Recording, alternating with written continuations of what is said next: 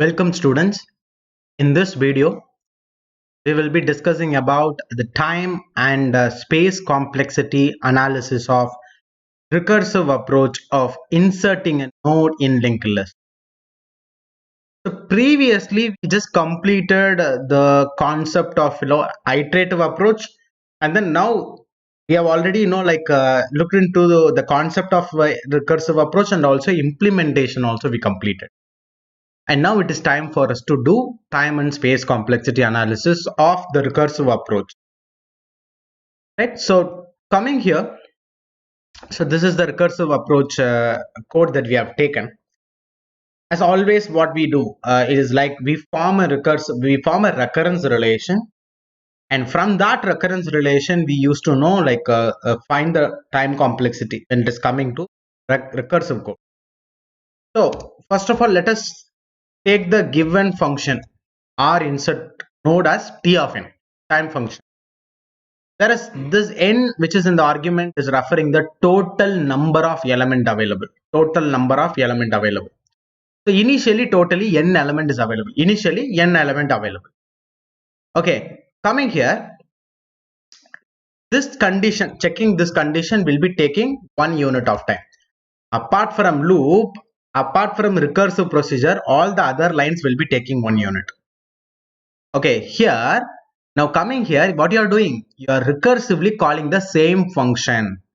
When the original function is called as T of n, what this function we can call? Initially, you are calling the function with n node you have to visit. Now, when you call this recursive function, what will happen? One node is visited and you are moving to P of next. First node you are visiting and you are moving to second node. From second node, how many node will be there hereafter? If totally n node is available, after visiting first element, hereafter totally n minus 1 element will be there. So this particular recursive call we can take it as T of n minus 1 because initially n node available. After visiting first node, hereafter n minus 1 node will be available. That is what we indicate by T of n minus 1. Coming to the else part, 1 unit, then here it is 1 unit. Already we have just mentioned few things. And it is going to be 1 unit here for this if it is executed. And if else is working, then it will be taking like 1 unit. Like not for else there is no checking, right? Fine. Coming to this statement, it will be taking 1 unit time. Similarly for this also it will be taking 1 unit time. Return statement also will be taking 1 unit time. Fine. Now adding all this and we are going to form a recurrence relation. We're going to form a recurrence relation. Just tell us what is going to be the stopping condition, base condition. When will you stop? At the worst case. Okay, at the worst case, as already we have discussed in the iterative approach, there is best case, average case, and worst case. Now, whatever we are going to speak about is about the worst case. Worst case is up to last node. To last node. If you are trying to move up to a last node, how many nodes you will be intermediately visiting actually? You should visit all the n nodes. And after you reach the last node, how many nodes will be thereafter? No node will be there thereafter. Initially, you started with the n node. Then you are changing to n minus 1. Again n minus 1. Again n minus 1. At some point of time, you will not have any other node to visit. Which means that you will not even have at least one node, which means only 0 node you will be having. So that condition we call it as T of 0. When you have no other node, visit. This is a base condition, whereas T of 0 is equal to what is the time? What is the what is the time? What is the value? If T of 0 is equal to when there is no node left, what will happen? You will enter into else part. When there is no node left, you will enter into else part, and adding all these things, what you have 1 plus 1 plus 3, 4, 5, 6, 7, 8 unit. 8 is a constant term. So in the recurrence relation, wherever you are having constant, you just take it 1. Independent constant you have. So without any like polynomial variable, if you are having only a constant term, then take it at 1. So T of 0, instead of taking it as 8, now we are taking it as 1. You can also take it as 8. However, the same answer only you will be getting. Okay, fine. Now if n is equal to 0, then only one unit. Suppose if all the n node is left, what will happen if t of n is greater than 0? If it is greater than 0, then these two units we will add, t of n minus 1 plus 1. That is t of n minus 1 plus 1. If n is greater than 0, if n is equal to 0, then t of 0 equal to 1.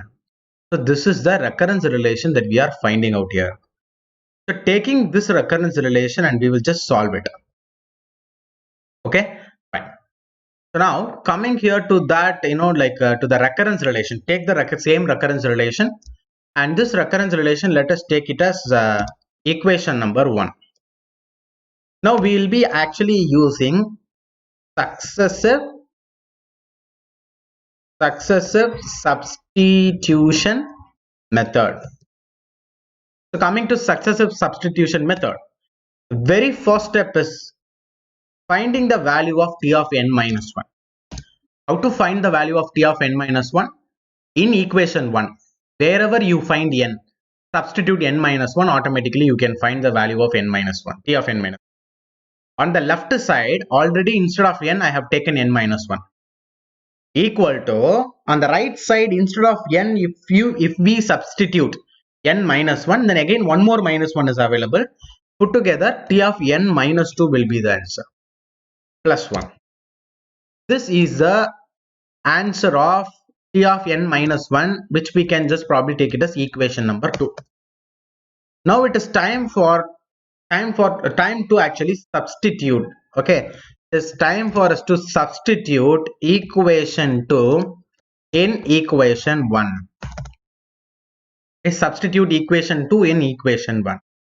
So when you take t of n minus 1 value and when you substitute here in equation 1, then that equation t of n will become, t of n is equal to, it will be t of n minus 2.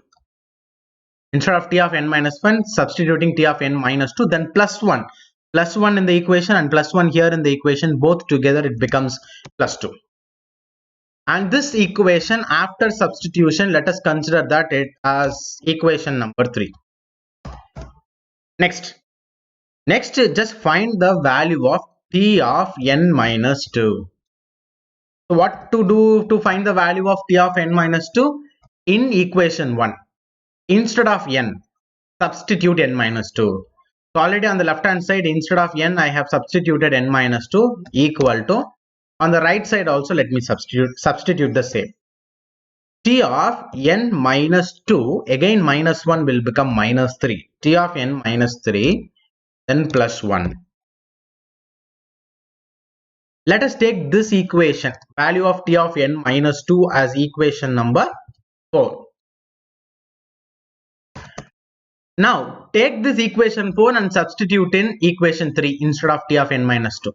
So the next process is substitute equation 4 in equation 3. Now t of n is equal to, instead of t of n minus 2, substitute t of n minus 3 plus 1 here in the equation, plus 2 here. So totally it will be plus 3. So this equation we can take it as equation number 5.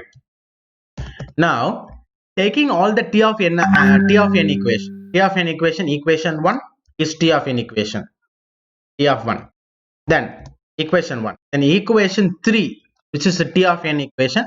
This is not t of n equation. This is t of n minus 1. Fourth equation is t of n minus 2. And fifth equation is t of n equation. So taking these three function into account, now it is time for us to generalize the equation. Generalize the t of n equation. How to generalize the t of n equation? We'll take t of n is common in all these three equations. So t of n equal to, then t of n minus, up to this it is common for all this 1th equation, 3rd and 5th equation. But after minus it is 1 here. Then in 3rd equation it is minus 2, 5th equation it is minus 3, which is changing term. That changing term generally we will take it as k. So k can start from 1 and it keeps on increasing to 2, 3, 4 and keeps on going. Then plus and the plus term is also changing. Here it is 1, then in equation 3 2, equation 5 3.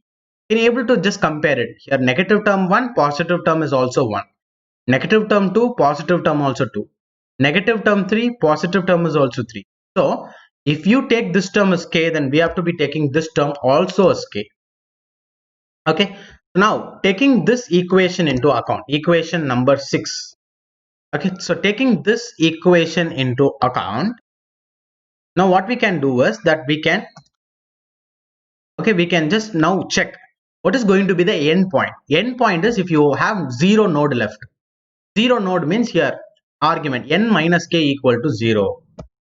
Okay, n minus k equal to 0. When n minus k will be equal to 0? When n is equal to k. When n is equal to k, right? So it is t of n is equal to t of n equal to t of, instead of k substitute n. So t of n minus n, t of n minus n plus n. Okay, so this equation we will take it as equation number 7. We'll take this as equation number 7. N minus n will be equal to 0. N minus n is equal to 0.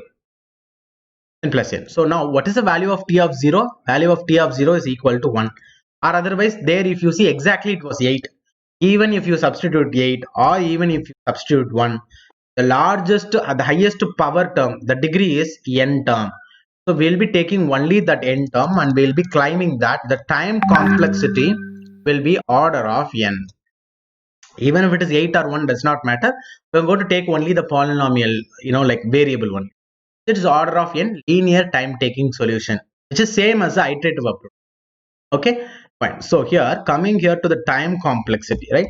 So time complexity of this recursive approach, this particular recursive approach is order of n linear time taking solution. Right? Now coming to the space complexity. Okay, for space complexity we are not going to do a big calculation actually, but let us just find what are all the variables available, what are all the argument. Okay, the space complexity is equal to, we'll just find how many arguments that we have.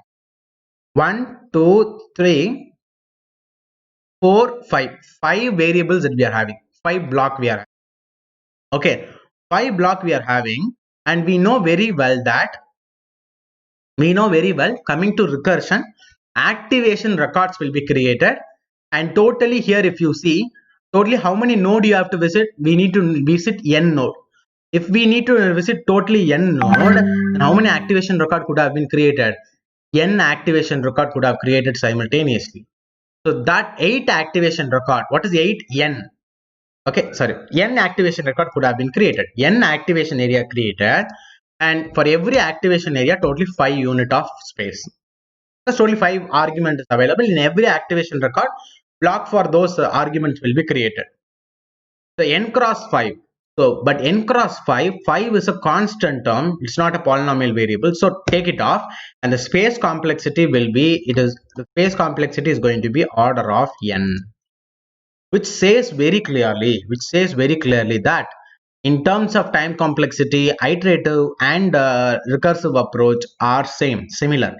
But coming to space complexity, iterative approach is clearly winning, because as we already know, recursive is a costly process. Recursive is a costly memory process. Memory is costly there, right? So the complete analysis, time and space complexity analysis of this particular, inserting a new node in linked list problem using recursion has been completely in and out have been analyzed. Right? Fine. Thank you, students.